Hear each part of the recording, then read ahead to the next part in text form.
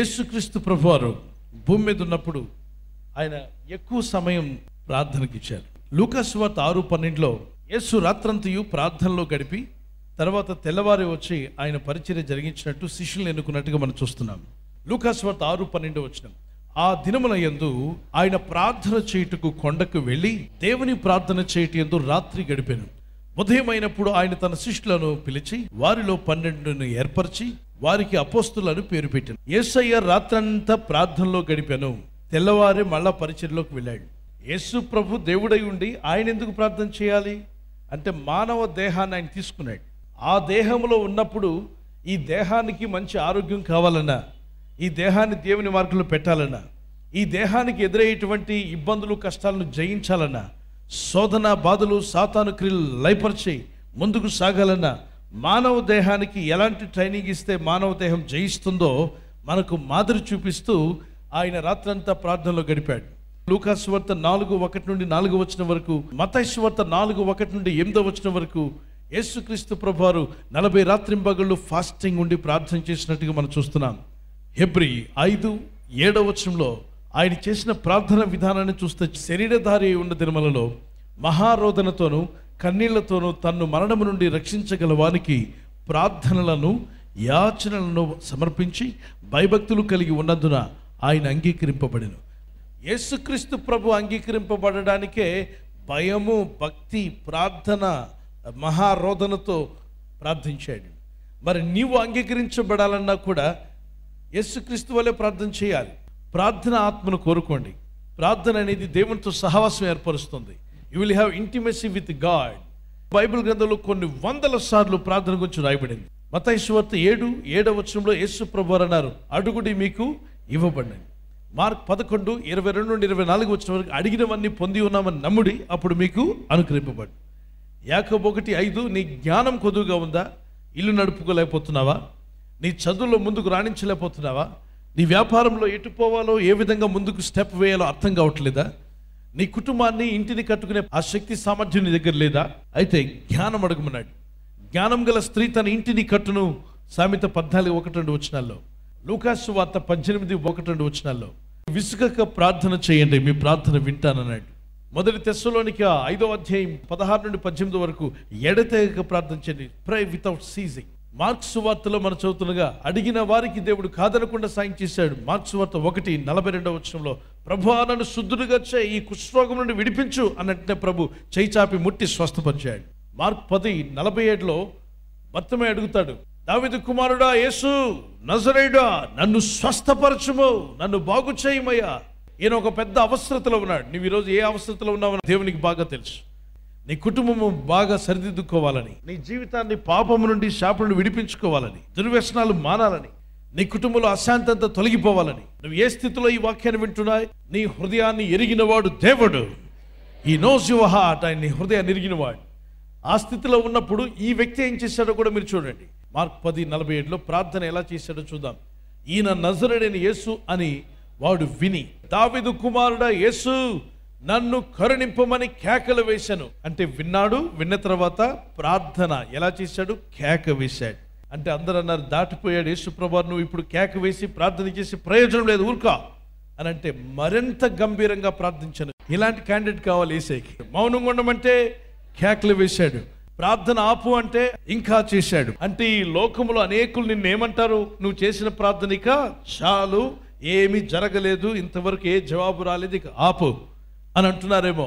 నీ ఇంట్లో వారు చెప్తున్నారు, ఇక నువ్వు చేసే ప్రార్థనకి జవాబు రాదు, ఇక ఆపేయమంటున్నారు. ఇన్నాళ్ళు చేశావు, ఏమొచ్చింది జవాబు అని లోకం నీతో ఎగతాళిగా మాట్లాడినప్పుడు నువ్వు ఇంకా మరింత బిగ్గరగా ప్రార్థన చెయ్యాలి. అదే అక్కడ దేవుడు చూపిస్తున్నాడు. 48వ వచనాన్ని చదువుదాం. ఊరకొండమని అనేకులు వారిని గద్దించిరి, కానీ వాడు దావీదు కుమారుడా నన్ను కరుణింపమని మరి బిగ్గరగా కేకలు వేశాను. అప్పుడు యేసు నిలిచి వారిని పిలువుడని చెప్పగా వారు గుడ్డి వారిని పిలిచి, ధైర్యము తెచ్చుకొనుము, ఆయన నిన్ను పిలుచుచున్నాడు, లెమ్మని వానితో చెప్పిరి. అంతటా వాడు బట్టను పారవేసి దిగ్గున లేచి యేసునొద్దకు వచ్చెను. యేసు, నేను నీకేమి చేయగోరుచున్నావని వారిని అడుగుగా, నీకేం చేయాలని కోరుచున్నా ప్రభుకు తెలియదా? కళ్ళు కావాలని ప్రభుకు తెలియదా? ఈ వ్యక్తి నేత్రాలు తెరవాలని? ఎస్, తెలుసు, అయినప్పటికీ అడుగుతున్నాడంటే యేసు ప్రభువారు నీ పర్మిషన్ లేకుండా నీ దేహంలో ఏ పని చేయడు. ఆయనకి తెలుసు నీకు కళ్ళు కావాలని, ఆయనకి తెలుసు నీకు ఆస్తి కావాలని, ఆయనకి తెలుసు నీకు అప్పులు తీరాలని, ఆయనకి తెలుసు నీ కష్టాలు తీరాలని, ఆయనకు తెలుసు నీ జీవితం స్థిరపడాలని. అయినప్పటికీ నీ నోటి ద్వారా నువ్వు ఒప్పుకున్న తర్వాత కార్యం చేయడం ఆయనకి ఇష్టం. సూపర్ న్యాచురల్గా నీ జీవితంలో ఏది జరగాలన్నా దేవుని నువ్వు అడగాలి. అడిగి పొందుకుంటా దేవుని చిత్తమై ఉంది. నేను నీకు ఏం చేయగూర్చున్నామని అడిగినప్పుడు అతను ఏమన్నాడు చూద్దాం. ఆ గుడ్డివాడు, బోధకుడా నాకు దృష్టి కలుగు చేయమని ఆయనతో అనెను. అందుకు యేసు, నీవు వెళ్ళుమో, నీ విశ్వాసము నిన్ను స్వస్థపరచునని చెప్పాను. వెంటనే వాడు త్రోవను ఆయన వెంట చూపు పొంది వెళ్ళాను. ఊరుకోమని ప్రజలందరూ అన్నప్పుడు వాడు ఊరుకొని ఉంటే జవాబు వచ్చి ఉండేది కాదు. ప్రార్థన ఆపమన్నప్పుడు ఆపు ఉంటే అద్భుతం పొంది ఉండేవాడు కాదు, ఆశ్చర్యం పొంది ఉండేవాడు కాదు, లైఫ్ చేంజ్ అయి ఉండేది కాదు. తన మనసు ఎప్పటికీ, తన జీవితం ఎప్పటికీ అలాగే ఉండేది. కానీ మనుషులందరూ వద్దని చెప్పిన తాను వాల్యూం పెంచి మరి బిగ్గరగా ప్రార్థన చేసినప్పుడు ప్రభు అతన్ని పిలిచాడు, రమ్మని పిలిచాడు. జవాబు వచ్చింది. ప్రభు దగ్గరకు వచ్చినప్పుడు మనం చేయాల్సింది ఏంటంటే, యేసు ఇదిగో నా అవసరత ఇది అని నువ్వు మాట్లాడాలి. మీ తండ్రితో ఎలా మాట్లాడుతున్నావో అలా మాట్లాడాలి. ప్రార్థన అనగా మొదటిగా దేవునితో సంభాషణ, communication between you and God is called prayer. రెండవదిగా దేవునితో సహవాసం. దేవునితో సహవాసం అనేది చాలా శ్రేష్టమైనది. యాకోబు 2, అబ్రహాము దేవునితో నడిచెను గనుక అతడు స్నేహితుడని పిలువబడ్డాడు. ఆదికాండం 12:1-6 వరకు, అబ్రహామా నువ్వు నన్ను వెంబడించు, నేను నిన్ను ఆశీర్వదిస్తా, నీ బిడ్డలను ఆశీర్వదిస్తా, నీ కుటుంబాలను ఆశీర్వదిస్తా, తరతరాలకు ఆశీర్వదించబడతావు అని చెప్తూ వచ్చాడు. ఎన్నో ఆశీర్వాదాలు దేవుని ప్రజల మీ అందరిలో దేవుని ఆశీర్వాదాలు ప్రవహించే రోజు వచ్చును గాక. నువ్వు ఒకరికి కాదు, అనేకులకు నువ్వు ఆశీర్వాదకరంగా ఉండబోతున్నావు. అనేక జీవితాలకు నీ జీవితం ఆశీర్వాదకరంగా మారబోతుంది. నమ్మాలి. నీ ఇంటోళ్ళందరూ నువ్వు ఎందుకు పనికిరావు అని చెప్పవచ్చు. నీ స్నేహితుల మధ్యలో నీవు అంతగా తెలివైన వ్యక్తివి కాకపోవచ్చు. కానీ నేను చెప్తున్నాను, క్రీస్తుతో నువ్వు సహవాసం చేస్తే, యేసుతో నువ్వు సహవాసం కలిగి ఉంటే, నీ వలన కొన్ని వేల మంది దీవించబడే రోజు రాబోతుంది. Praise the Lord, praise the Lord. God will bless you, God will bless you. మీరు ఎప్పుడు కూడా నిర్లక్ష్యంగా ఉండవద్దు, దేవునితో సహవాసం చేయండి. మూడవదిగా, ప్రార్థన అనేది మీ జీవితాన్ని ఫలింపజేస్తుంది. Through prayer you can be a fruitful person.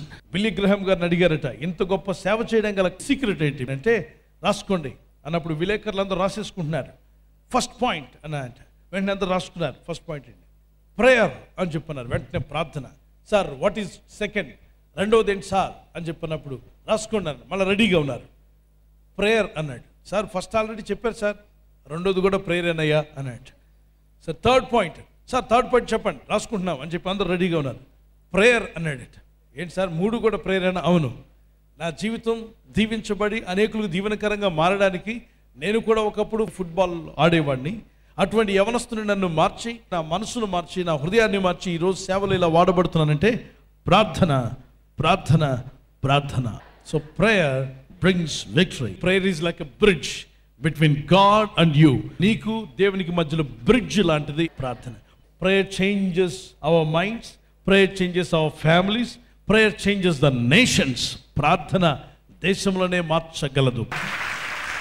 అయితే ప్రార్థించిన మనము దేవునితో సహవాసం కలిగి దేవునితో ముందుకు సాగుతున్నప్పుడు you will see great things. What is the first thing I told you? The prayer is communication between God and you. The second point, the prayer it's a friendship with God. Third point, you will be a fruitful person.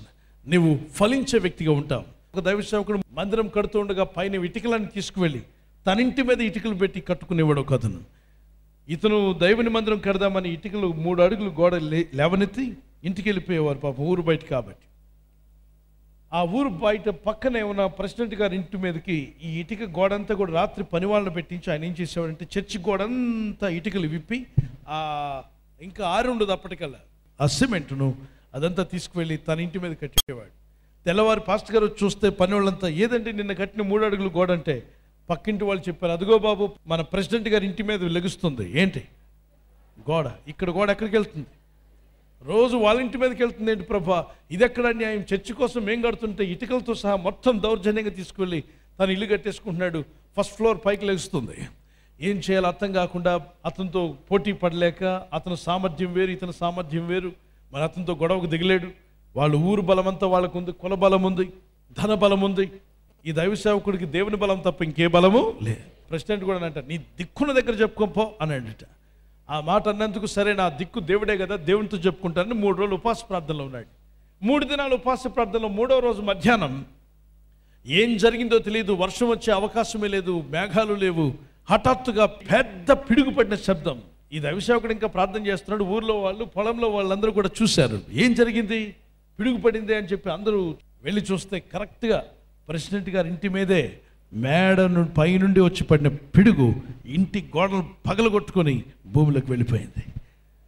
అది చూసిన వాళ్ళంతా కూడా పరుగులు తీస్తూ, ఇది pastor గారు church ఉన్నటువంటి గోడను తీసుకుని కట్టుకున్నావు, అందుకే ఈ శాపం వచ్చింది అన్నప్పుడు ఆ పాస్టర్ గారు ఏంటంటే ఆయన ప్రార్థనలో ఉన్నారు. బాబు ఆయన ప్రార్థనలో ఉన్నాడా, ఇప్పుడు నడుస్తున్న నా నెత్తి మీద కూడా పిడుగుపడేలా ఉంది, దయచేసి ఆయన ప్రార్థన ఆపమని పరుగులు తీశారు.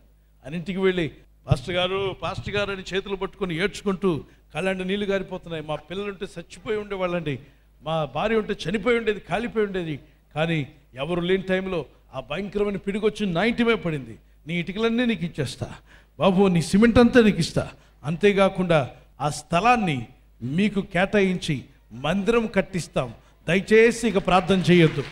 హల్లెలూయా, ప్రైజ్ ద లార్డ్. మందిరం కట్టిస్తాం బాబు, దయచేసి ప్రార్థన చేయొద్దని.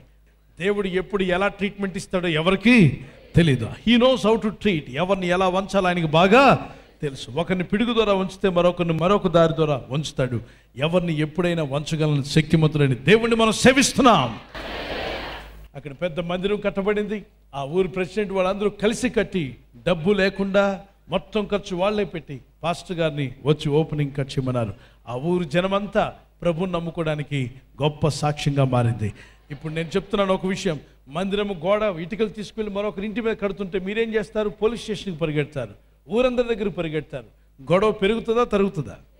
పెరుగుతుంది. మీకు మనశ్శాంతి ఉండదు, వాళ్ళకి మనశ్శాంతి ఉండదు. అందరూ పౌరుషానికి వచ్చేస్తారు, మాకు అవమానం కలుగు చేస్తారని వాళ్ళు వీళ్ళు కొట్లాట్లు. కానీ దేవునికి పరలోక కోర్టుకు అప్పగిస్తే ఏ సమస్య లేకుండా అద్భుతం జరిగింది. ఒకవేళ ఎవరైనా నిన్ను దిక్కున దగ్గర చెప్పుకోమంటున్నారేమో, రెడీ, మన దిక్కు యేసయ్యే, ఆయన యుద్ధం మనం మొరపెడదాం, కార్యాలు చూద్దాం. నీ దిక్కునకు చూచి నా ఆత్మను ఎత్తుకొనుచున్నాను అంటాడు. ఎవరు? దావీదు. కీర్తన 25:1-2 వచనాల్లో, యెహోవా నీ దిక్కునకు చూచి నా ఆత్మను ఎత్తుకొనుచున్నాను, నా దేవా నీ యందు నమ్మిక ఉంచున్నాను, నన్ను సిగ్గుపడనీయకము, నా శత్రువుడు నన్ను గురించి ఉత్సాహింపనీయకము, నీవే నా రక్షణకర్తవైన దేవుడవు, దినమెల్లా నీ కొరకు కనిపెట్టుచు. ఎవరి కోసం కనిపెడుతున్నాడు? మనుషుల కోసం కనిపెడితే మోసపోతావు. దినమెల్లా దేవుని కోసం కనిపెడితే జీవితం పైకి వస్తుంది. కొంతమంది దినమెల్లా మనుషుల కోసం కనిపెట్టేవాళ్ళు ఉన్నారు. రోజంతా కూడా కనిపెట్టి నిరాశ, దుఃఖము, వేదన తెచ్చుకున్న వారు చాలామంది ఉన్నారు. కానీ దేవుని కోసం కనిపెట్టిన వాడు ఉత్సాహించి సంతోషించే రోజు రాబోతుంది. Praise the lord. సో దేవునికి బాగా సమీపస్తులు అవ్వాలని నేను కోరుచున్నాను. ఈరోజు విశ్వాసులు కూడా చాలా సంఘాల్లో వ్యర్థమైన వాటి యందు ఆనందిస్తున్నారు. ఈ క్షణమాత్రం ఉండే సుఖభోగాల కోసము ఆ సిగరెట్ తాగేంతసేపే, ఆ మందు తాగినంతసేపే, తిరిగే వాళ్ళకి తిరిగినంతసేపే, ఆ చూసే వాళ్ళకి చూసినంతసేపే, ఈ పనికిమాలిన ఆనందాలు పక్కన పెట్టి నిజమైన ఆనందం అనే దేవుడు ఏర్పాటు చేశాడు. దాన్ని మీరు సొంతం చేసుకోండి. మనమంతా ఈ జీవితంతో 70 ఏళ్లకు 80 ఏళ్లకు 100 ఏళ్లకు ముగించే వాళ్ళం కాదు, నిరంతరం బ్రతికే వాళ్ళం. కాబట్టి తిన్నగా బతుకుదాం. నరకానికి పోతే అగ్ని ఆరదు, పురుగు చావదు. Get rid of every sin. ప్రతి విధమైన పాపము నుండి విడుదల పొంది మీరు నిరంతరం జీవించే మీ ఆత్మీయ జీవితం బాగా కాపాడుకోండి. విడుదల వచ్చిన వాళ్ళు పొందిన రక్షణను కాపాడుకోవాలి. కాపాడుకోకుండా రక్షించబడ్డానికి కదా అని సరదాగా ఆడుకుంటూ ఉంటే ఉన్న రక్షణ కోల్పోతాం. అడవిలోకి వెళ్ళి వస్తున్నటువంటి 3 యవనస్తులు, వీళ్ళకి కొన్ని రాళ్ళు దొరికాయి. ఒక తమ్ముడికి మాత్రం చాలా మెరిసే రాళ్ళు దొరికాయి. దొరికినప్పుడు ఆ రాళ్ళు తీసుకుని వస్తూ ఈ రాళ్ళు ఆడుకుంటూ ఒక్కొక్క రాయి ఇసిరేసాడట నది మీద. అది నది మీద ఇలా ఎగురుతూ వెళ్తున్నప్పుడు మెరుస్తుంది. ఆ మెరుపులు చూస్తూ ఒక రాయి తర్వాత ఒక రాయి వేస్తున్నాడు. అతనికి దొరికిన 36 రాళ్ళు ఇసురుకుంటూ వచ్చాడు. లాస్ట్కి ఒక 2 రాళ్ళు ఏమో మిగిలిపోయాయి. వాటిని ఇంటికి తెచ్చిన తర్వాత ఏమిట్రా మెరుస్తున్నాయని వాళ్ళ నాన్నగారు అడిగారు.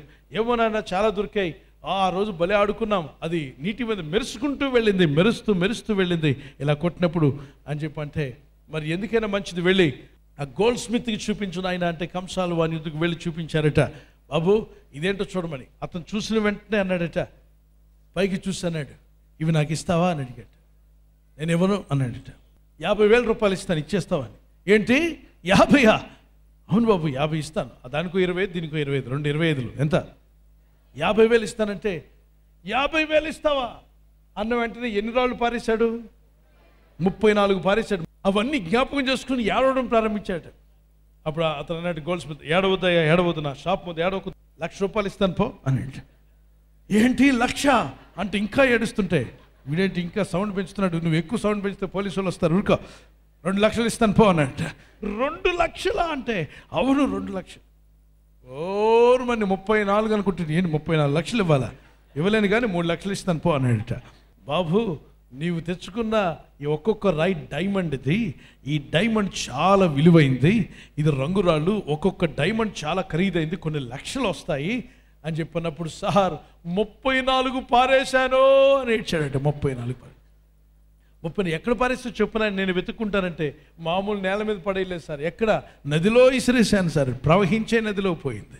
దేవుని బిడ్డలారా, అలాగనే చాలామందికి రక్షణ దేవుడిచ్చిన, విశ్వాసము కృపనిచ్చిన, దాని విలువ తెలియక ఏం చేసుకుంటున్నారు, ఆ పరలోక పట్టణానికి వెళ్ళే టైంలో నీ రక్షణ ఏది, విశ్వాసం ఏది, నీ ఆత్మీయ జీవితం ఏది, నీకున్నటువంటి ఆత్మలు, ఎన్ని ఆత్మలు దేవుళ్ళలోకి తీసుకొచ్చావు, సంఘానికి వచ్చినప్పుడు ఎంత సేవ చేశావు, పరిచర్లో ఏ విధంగా చేశావు అని చెప్పినప్పుడు తెల్లమొహం పెట్టి ఏడ్చేవాళ్ళు చాలామంది ఉంటారట. అటువంటి స్థితి నీకు నాకు ఇక్కడ ఉన్న వాళ్ళు ఎవరికి రాకుండా మీరు పొందిన రక్షణ జాగ్రత్తగా నిలబెట్టుకునే రోజు వచ్చునుగాక. పరిశుద్ధాత్మలో ఆనందించడం మనం ట్రైనింగ్ ఇవ్వాలి. మన బాడీకి ట్రైనింగ్ ఇస్తే మీ ఆత్మీయ ఆనందము రోజు రోజు పెరుగుతుంది, మీ ఆత్మీయ విశ్వాసం మెట్లు పెరుగుతాయి, దేవుని కృపలో ఎదుగుతారు, దేవునికి మరింత సమీపస్తులు అవుతారు. మీరు ఎంత దేవునికి సమీపస్తులైతే మీ ఇంటి వాళ్ళకి, మీ బంధువులకి, మీరు వెళ్తున్న సంఘానికి అంత మేలు. ఈ రోజు నుండి దేవునితో సహవాసం కలిగి ఉంటాను అన్నవారు మీ చేతిని పైకెత్తండి. యోసేపు కష్టాల్లో ఉన్నప్పుడు ఎవరితో సహవాసం చేశాడు? దేవునితో. మరి దేవుని బిడ్డే కానీ కష్టాలు వచ్చాయా? చెప్పండి. వచ్చాయి. వచ్చిన ప్రతి కష్టం మేలుగా మారిందా, కీడుగా మారిందా? ఆయన కొట్టారు, తీసుకెళ్లి జైల్లో పడేశారు, మేలైందా, కీడైందా? మేలైంది. అక్కడ నుండి తనని దేవుడు గొప్ప మంత్రిగా చేశాడు. దేవుని హృదయానుసారుడు దావీదు. కానీ దావీదుకి కష్టాలు, శ్రమలు వచ్చాయా లేవా? చెప్పాలి గట్టిగా. వచ్చాయి. వచ్చినప్పుడు ఏం చేశాడు?